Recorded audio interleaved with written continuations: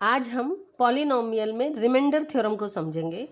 और remainder theorem क्या होता है, तो जैसे ये क्वेश्चन है कि find the remainder when x to the power 4 plus x cube minus 2x square plus x plus 1 is divided by x minus 1। यानी इस पूरे पॉलिनोमियल को अगर x माइनस 1 से डिवाइड करें तो बताओ रिमाइंडर क्या होगा।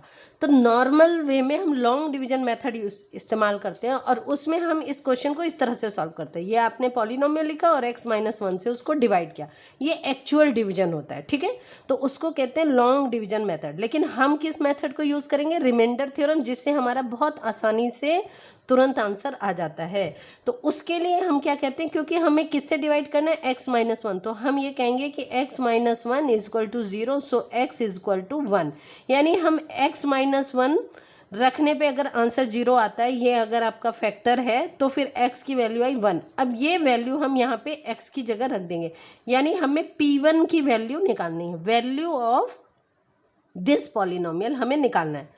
p1 का मतलब है x की जगह 1 रखना है। तो x टू द पावर 4, तो 1 टू द पावर 4 हो गया, plus x to the power 3, 1 to the power 3, minus 2 x square यानी 1 टू द पावर 2 प्लस 1, ये आपने वैल्यू पुट कर दी।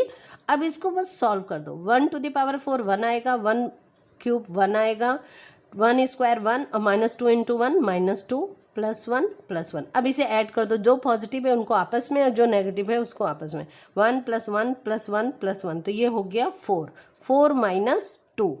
सॉल्व करके आ गया 2, यानी P1 की जो वैल्यू आई 1, अगर आपने x की जगह रखा तो वैल्यू आई 2, तो यही इसका रिमाइंडर होगा। यही रिमाइंडर थ्योरम कहलाती है।